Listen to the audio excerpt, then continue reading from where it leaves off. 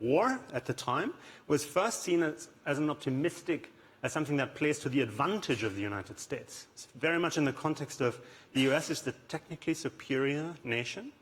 And cyber war at the time, of course, it included automation and robotics on the battlefield. The terminology wasn't refined yet. Played to the advantage of the US. And then just a few years later, the idea of the electronic Pearl Harbor came up. Exactly the opposite. If we can win without firing a shot, without using any conventional military hardware, they thought, then we can also lose in the same way. So what you have very quickly is extreme optimism, utopia, paired with extreme pessimism, dystopia. So this tension between the bad and the good, between the utopian and the dystopian, is part of this 70-year history, and you see it again and again and again. And today, with artificial intelligence, we are again going back and forth between these extremes. So cyberspace became a space of battle on the East Coast, if you like, in the military security establishment, conceptually, either to be won or lost. And on the other side, on the West Coast, cyberspace became the space of freedom. The space of freedom, and this is now, we're now in the early 1990s, 1991. Some of you will recall that Phil Zimmermann released PGP around that time. Encryption came up, which suddenly enabled, encryption made it possible to defend this space inside the machine, to build a wall and keep the government out. So this ideology that the government is nothing it has no business in cyberspace comes from very strongly from this countercultural context from the people who read the whole Earth catalog, dating really back to the late 60s. So there's a very clear line that, and I'm trying to sort of tease that story out in the book. Now, the key theme here is between the cyber war ideology and narrative and the cypherpunks. This picture shows, by the way, you see on the, oops, I went black here appropriately. On the right-hand side, you see John Gilmore from the Electronic Frontier Foundation. You see the EFF T-shirt. And on the right, you have Timothy May, one of the founding cypherpunks, crypto activists of the early 1990s.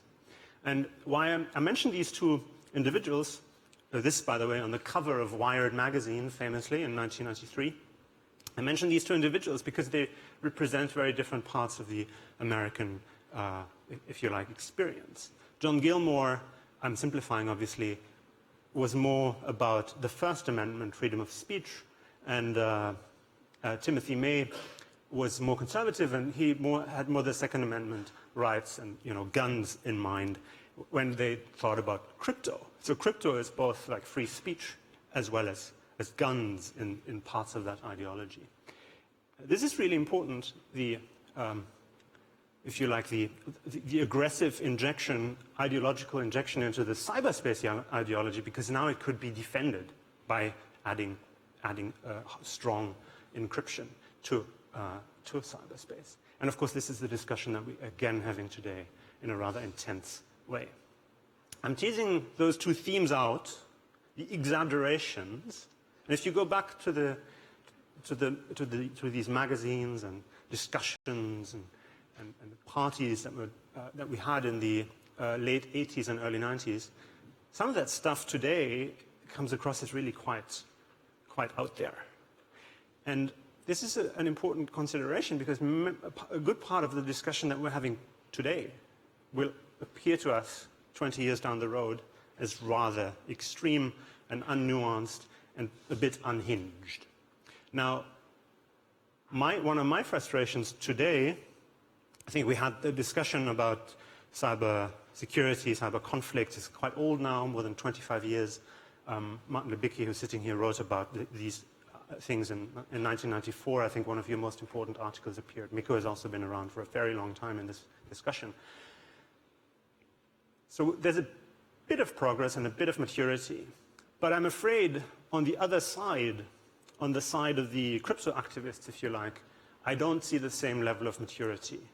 To put it really bluntly, in my mind, mass surveillance is the new cyber war, because the exaggerations that we dealt with in the 90s, we're still dealing with today when we talk about mass surveillance. And I find it sometimes very difficult to stomach some of the media coverage post-Snowden, because they either willfully or, just not doing their homework. So many people misread what's in these released files and really provide a rather ideological and ill-informed view of intelligence capabilities today.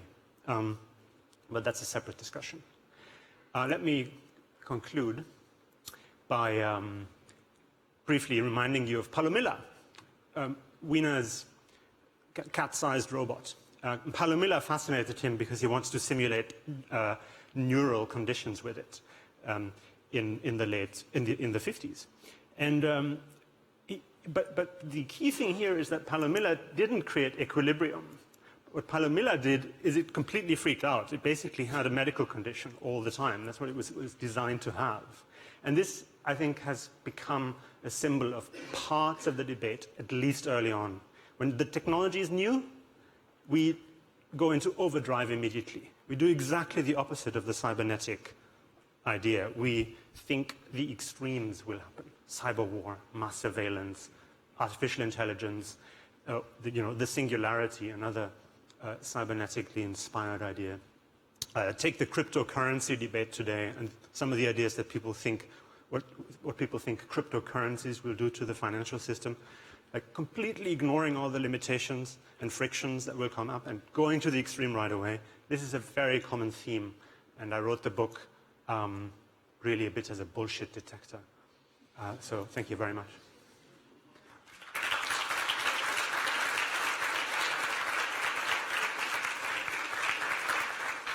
I think we have about 5 minutes for questions. Introduce yourself and state your affiliation. And a question back there. For me, it's a bit hard to see, so if you have to sort of... Oh, there's somebody in the back, yeah. Paul de Scherner, yeah. Netherlands Defense Academy.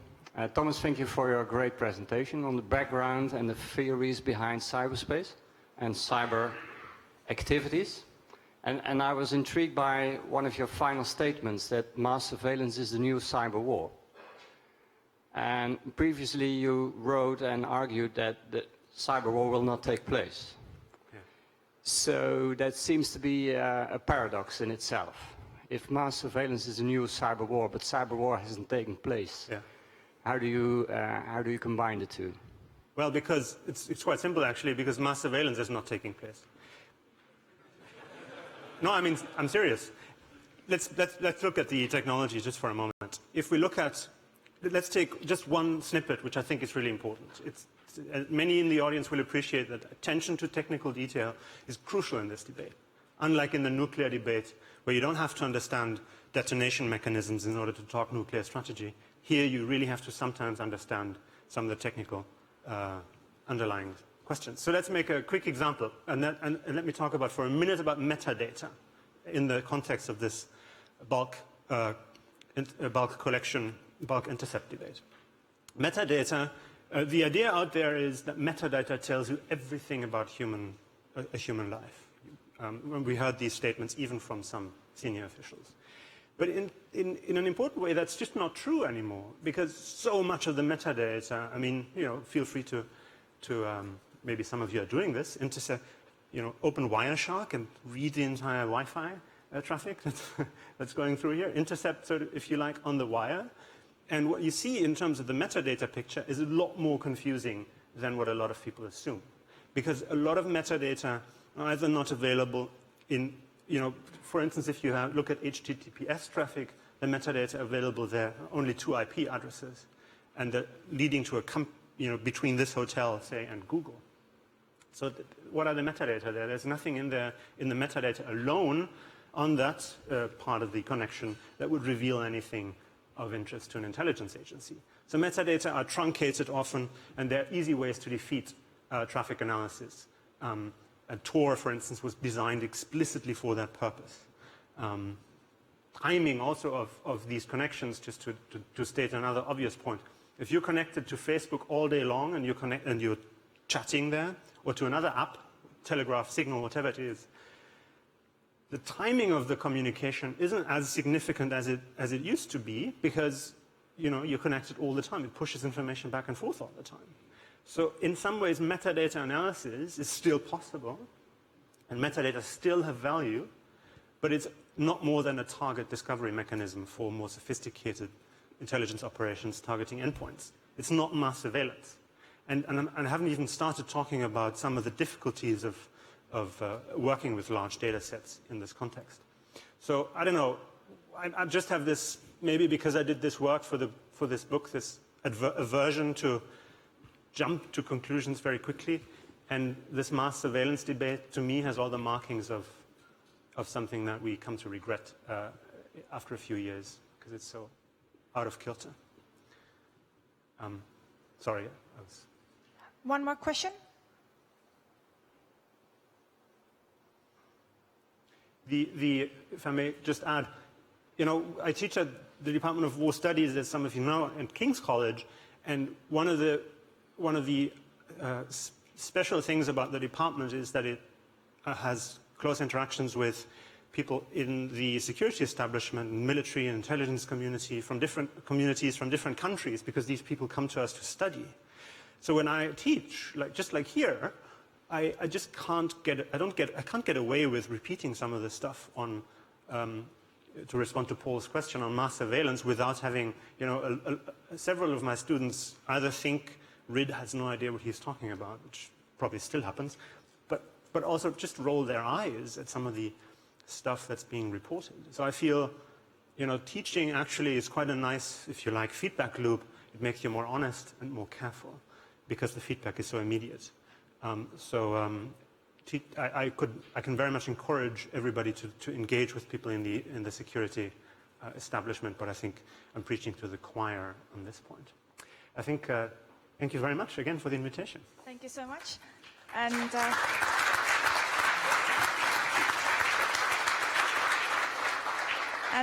we do hope that this little gift will offer you an experience of cyberdelic gardening.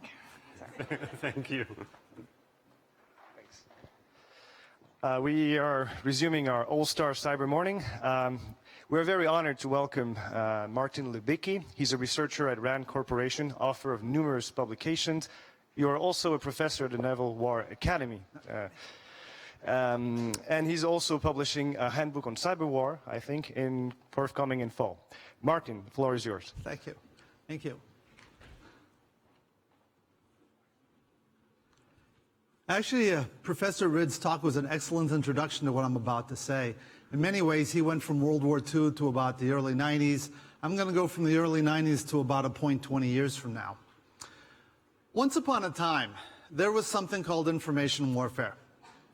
And then it went away, and what I want to say today is it may be on the verge of coming back. Now, you may be asking yourself, what's this guy talking about? So I'll explain to you. Circa 1992, about 2 decades ago, about 24 years ago, there was the beginning of a notion, particularly within the U.S. defense community, that having seen off the Cold War and having seen the Gulf War, that we were transitioning from an age of industrial age warfare to information age warfare, where the point of the military was not necessarily to get there firstest with the mostest, but to achieve a certain information dominance. That information dominance was a predecessor to the dominance over the entire battlefield. And within information dominance, there were many subspecialties. There was the intelligence, surveillance, and reconnaissance, or ISR, which is the gathering of information necessary for military operations. On the other hand, were the various techniques that one would use against the other side's knowledge or against the other side's certainty. There were many, but 3 of them stand out. One of them is electronic warfare, one of them is psychological operations, and the third one just coming into play could be called cyber warfare, which I'm going to define for my purposes as usurping the command and control of other people's systems to make them do things that the owners of the systems don't want them to do. And so, in the mid-90s, you had this thing called information warfare, which was supposedly a unity of thought, which required a unified doctrine, which required a unified theory, and perhaps even a unified organization. But it didn't really work out very well, because what people were doing were bringing together some very, very disparate communities. The ISR folks said, you know, we know what we're doing, and we've been doing it for a long time, and we're going to be doing it even better in the years to come. And you folks are really in the information warfare business. We're really in the information business. So they dropped out fairly quickly. And then the electronic warriors. I don't know if you've ever met any of these guys, but they think of themselves as magicians. They have these dark arts that nobody really understands how they work, and sometimes they themselves don't understand how they work. But they're very good at actually bringing combat aircraft home, and a few other details. And the last thing they wanted to do was to subsume their magic under a bunch of callow geeks. So they excused themselves from the conversation and went back to their specialty. And that left the psychological operators and the cyber warriors, who had one thing in common. Both of them stared at screens for a living. The psychological operators were watching television, and the cyber warriors were watching computer screens. That was back in the mid-90s. They're all watching computer screens now. But I remember attempts to try to build a unified theory, and it fell flat on its face. So what happened, at least in the United States, is that each of these communities went back to their specialties. Cyber war in particular bounced around a lot. It used to be part of the space community. It tried to interact with the information community, and in 2009 it found a home within the strategic community, but really its own home within cybercom. And that's the way we currently think of information warfare within the United States. Now, this isn't necessarily the way it's thought of in other countries. For instance, Russia still clings to a broad theory of information warfare in which psychological operations are at the apex, and the various other forms of information warfare are sort of subsidiary to psychological operations. China developed something called an integrated network electronic warfare, which brings their EW folks together with their cyber war folks, and a few months ago reorganized their military structure so as to bring both of them together with their ISR folks and their space folks. But what I'm going to argue is that we may be seeing a reconvergence of information warfare. And we may be seeing a reconvergence for two reasons. The first reason is that a lot of the other arts of information warfare are starting to look a lot more like cyber war, because they're starting to look like the subversion. They're beginning to start looking, how do I say this? How do I put all the verbs together in the right order? The way you start doing psychological operations and ISR and electronic warfare have the same start as the way you do cyber warfare.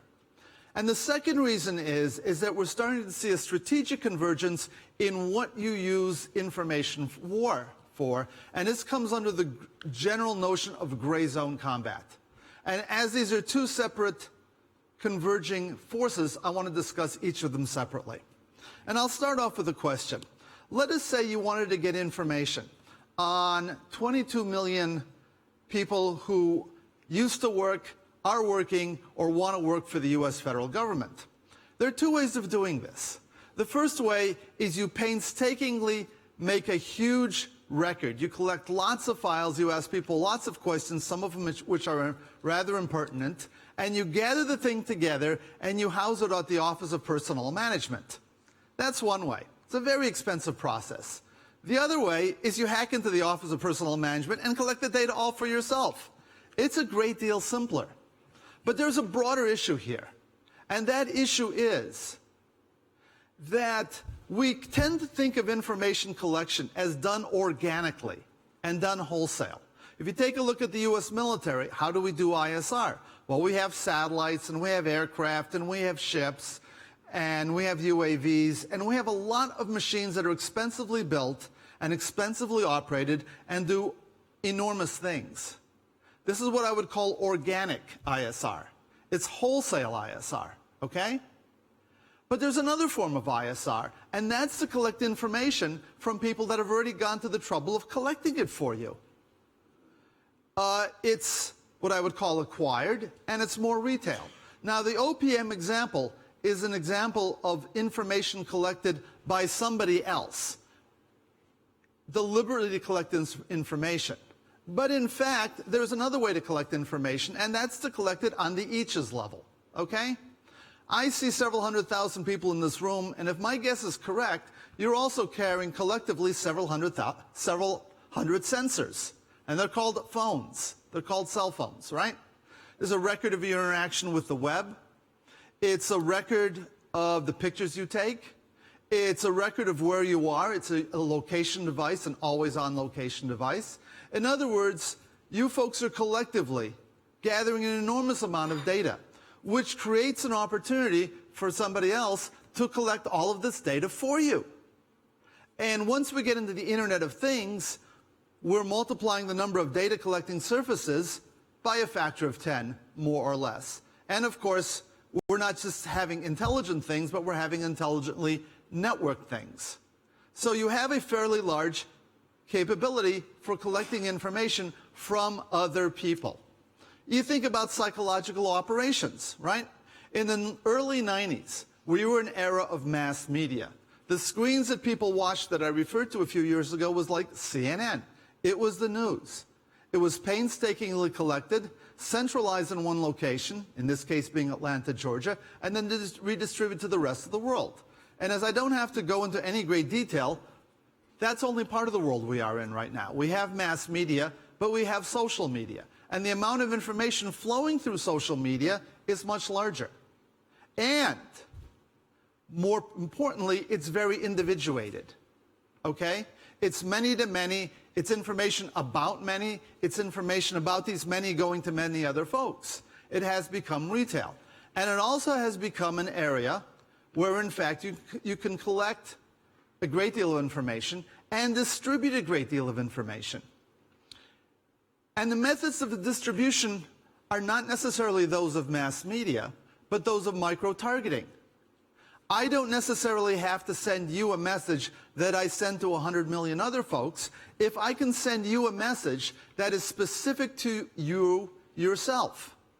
That I have been able to determine something about what message will appeal to you by collecting this social media data, by analyzing it, and by painstakingly giving it back to you.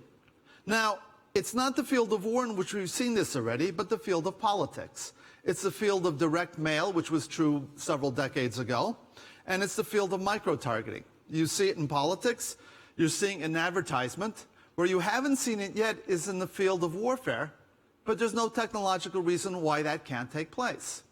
I mentioned the Internet of Things, which is, in other words, the Internet of objects that are networked together and capable of performing actions. We haven't seen a great deal of subversion of the items in the Internet of Things, but there's no inherent reason why it can't happen. If you imagine a world of hundreds of millions of interneted cars, particularly if you multiply that world with autonomous vehicles, then it's only your imagination which is going to limit the kind of scenarios you can write. Again, you don't necessarily have to generate mass effects if you have a capability of generating personalized effects. Electronic warfare. That's probably going to remain much in its current state for the bulk of what it does. But many of these Internet of Things devices are also Internet of RF, or radio frequency emanating devices, which means they're capable of generating RF energy in ways that we used to be able to do only by having our own large boxes. I was reminded of this when I read an article several months ago about hacking traffic lights. It turns out the way you hack traffic lights is by getting in close with an RF transmitter at the right frequency, which would suggest that it's not a way of creating mass effects. Until you think about all the RF generating devices which may be near a traffic light. And if you add the tendency towards software-defined radio, which is to say capable of generating at multiple different frequencies, you realize that what was once you had to be relatively close to a target in order to have an effect, no longer applies. And the last one, of course, is the techniques of cyber this and cyber that, cyber warfare, cyber espionage, that haven't gone away at all, in fact, and are available. So what I wanted to get as a conclusion to this is many of the other forms of information warfare that we have pursued through means other than the subversion of machines can now increasingly be pursued through the subversion of machines, and it has the added advantage that it can be tailored to specific individuals. Okay. Having stopped the section on, as it were, tactical commonality, let me talk about strategic commonality and gray zone warfare, which is a sort of warfare you engage in if you don't really want to go to war, which is to say, if you don't really want the other side to go back to war against you. When you take a look at the distinction between cyber war and kinetic warfare, you see 5 major differences, which tells you that cyber war, and by extension information war, is going to be conducted in many ways for different purposes than kinetic conflict. People who talk about cyber as the 5th domain of war, I think underestimate how different it is than kinetic conflict and overestimate the degree to which these two can be combined. What are the 5 characteristics? The first one is obvious. It's non-kinetic. To date, nobody's been hurt by cyber war. Very few things have been broken. Okay, not to say it couldn't happen, but to say in the last 2 decades we really haven't had that. The second one is ambiguity. Who's doing what to whom is often shrouded in mystery. Are we talking, for instance, about a set of incidents, or are we talking about a campaign? Are we talking about rogue actors that happen to be protected by a state, or are we talking about a state itself? If I see somebody in my system, are they there for the purpose of espionage, or are they there for the purpose of disruption and corruption? How can I tell who has what kind of capability? And it works both ways, right? People talk about net assessment in warfare. I know that you are this powerful because you have this many tanks, and you know I'm powerful because I have this many tanks. And if I want to show you how powerful I am, that's what the 1st of May is all about, right? Take my tanks, roll them down the boulevard, you can count them, question answered. You can't do that in cyber war. And to a large extent, you can't do that in information war, right? I really don't know what the other side has. All I know is what the other side has chosen to show me. And by the same token, it's very difficult to brag about what you have, particularly because it's characteristic of a lot of cyber war and information warfare that if you talk about the details, you've lost your capability at that very point. So the field is pervaded with ambiguity. Another thing which I don't think is very well realized is persistence. Most people, when they go to war, by the act of going to war, put themselves at risk. But it's not true for most forms of cyber war, where you can literally carry them out anywhere in the world. And, by and large, once you have done your initial investment in gaining access, in building your algorithms, in collecting your data, you can go on for a long time without a great deal of refreshment. Which means that cyber warriors, and to a certain extent information warriors, they are very hard to disarm. In fact, it is certainly easy to imagine that the cyber war capabilities of a country can persist well after the country itself has ended. Which means in the combination between ambiguity and persistence, you don't really know when the war started, and you have no particular idea when that war is going to end. Now, the 4th characteristic, almost perversely, is unpredictability. Cyber war and psychological operations and a few of the other aspects are very difficult to predict in advance what kind of effect you're going to have. And this has multiple dimensions. You don't necessarily know what kind of effect you're going to have. You don't necessarily know what collateral damage you're going to create. You don't necessarily know what effect you already have had, because battle damage assessment is difficult, and you don't really know how long it's going to take you to get those sorts of effects.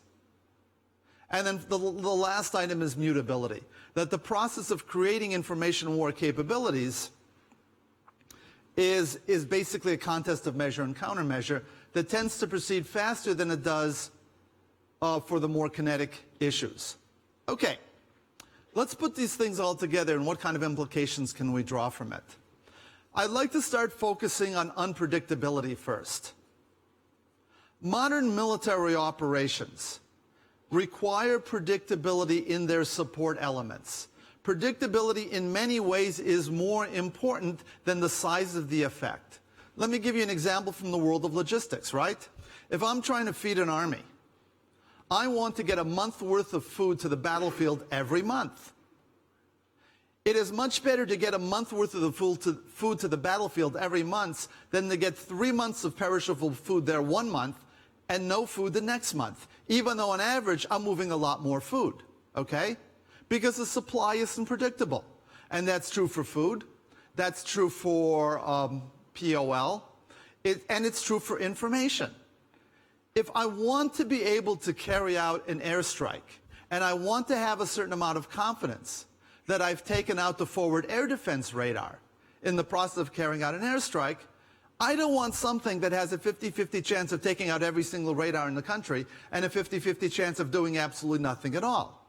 I'd rather have a 100% chance that I have in fact taken out those few radar that I need to take out in order to complete the mission. And if you cannot promise me a high degree of assurance within the way that modern militaries work, I'm going to be looking for other methods. It's the very unpredictability of cyber war, which I'm prepared to argue doesn't make it a very good fit for conventional combat operations. But if you want to have an effect on society, particularly if you want to have an effect on the other guy's society cumulatively, predictability doesn't play quite the same role. And in fact, one of the tensions within the whole field of cyber war is a tension between its use in the military application and its use in, as it were, against civilian targets. A very similar tension, by the way, pervaded the development of air power in the years between World War I and World War II, and in fact through World War II. Do we use these aircraft to support fielded forces, or do we use these aircraft to go against other countries?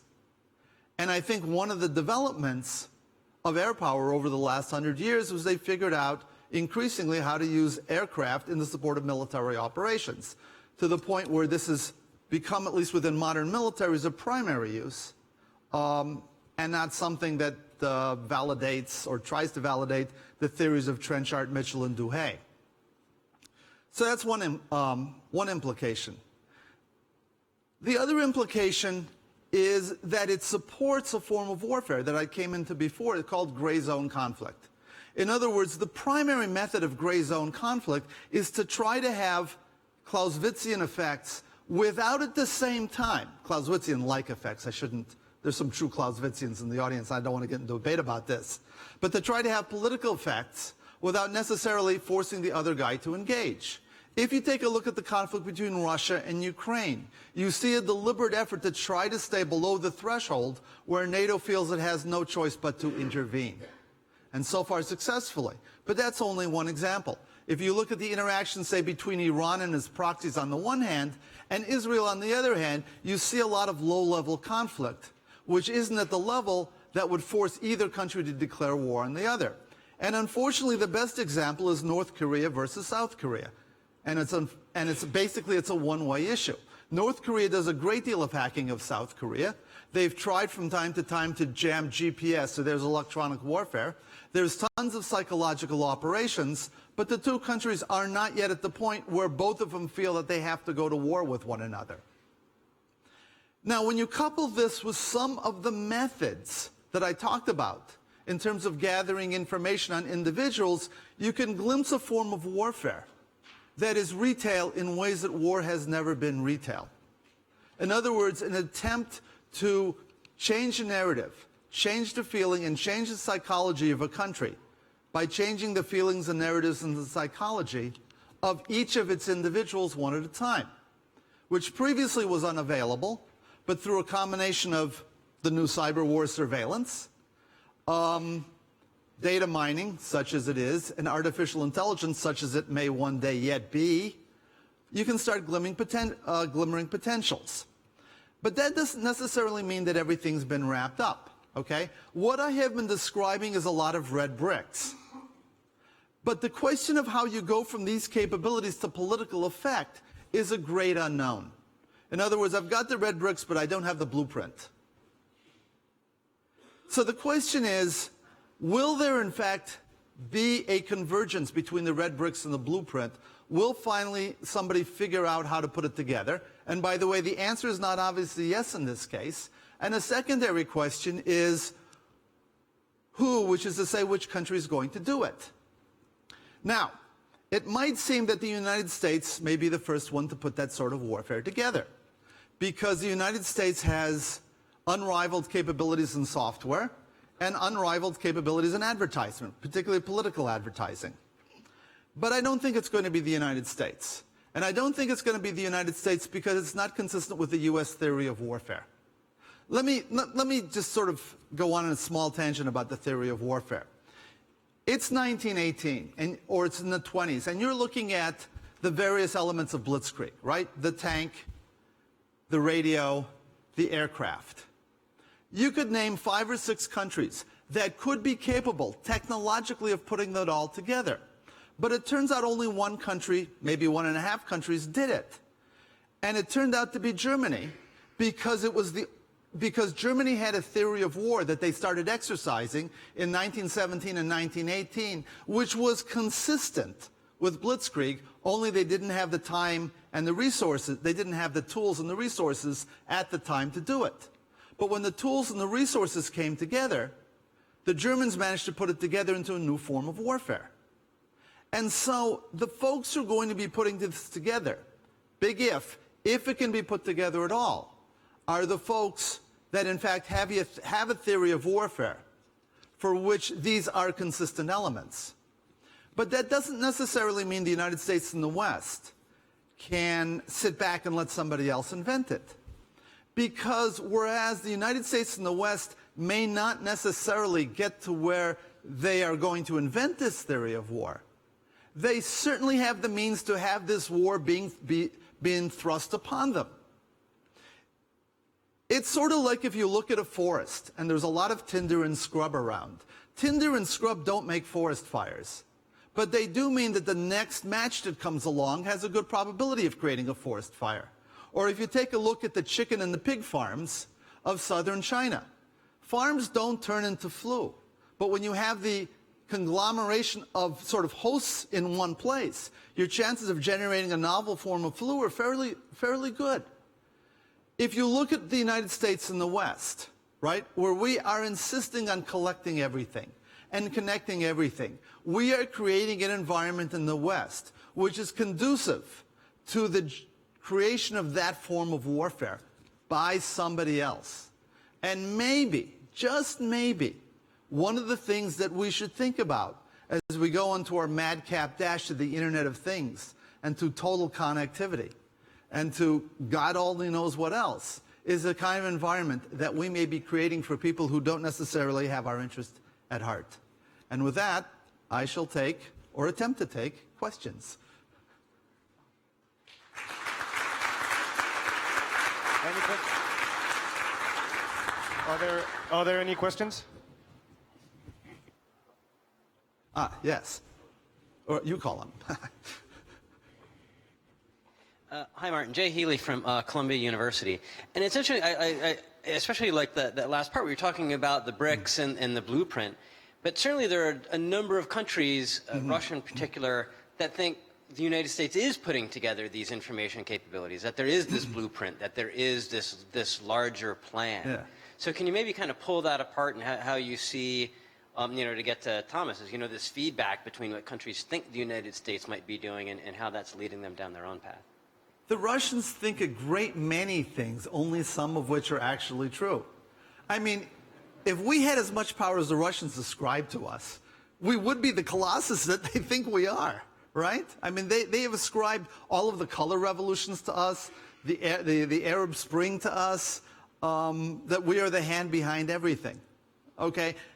The Russians have their own reasons for believing this stuff, and at some point, you have to shrug and you have to say, ideas are not responsible for the people who believe in them.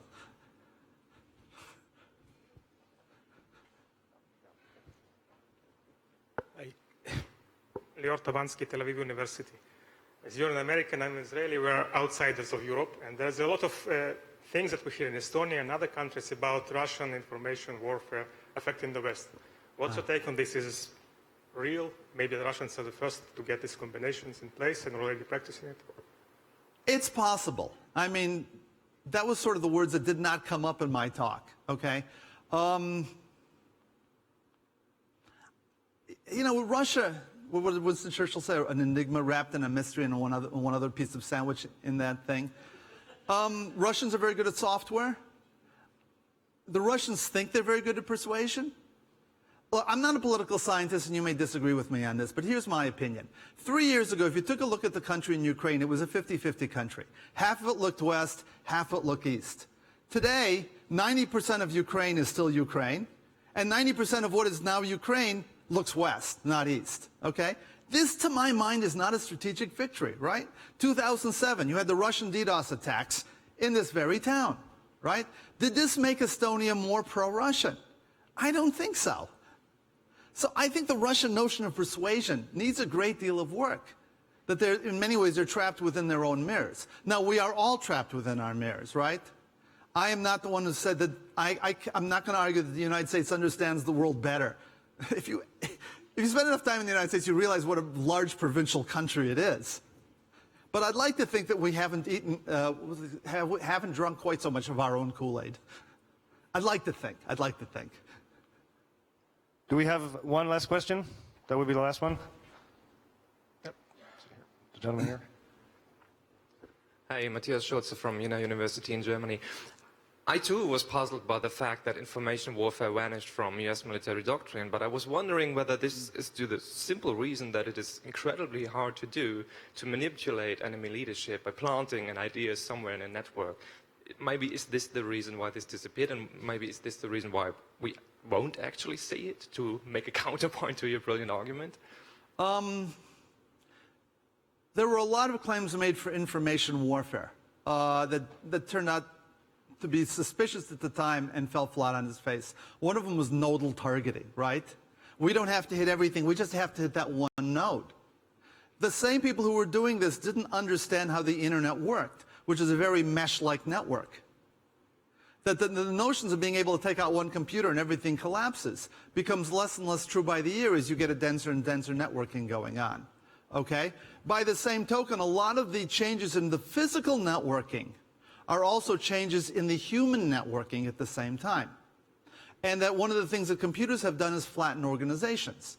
And by flattening an organization, by managing yourself as a bunch of teams, your susceptibility to the loss of any one node goes down correspondingly.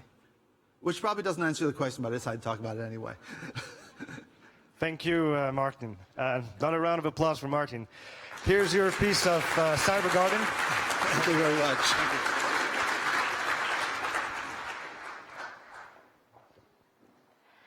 Third keynote of the day will be CyCon's dear friend and our favorite neighbor, Mikko Hyppönen. Mikko has been with F-Secure so long that we think that the affiliation chief research officer is not doing him justice. So we suggest to change it into a 3-star general.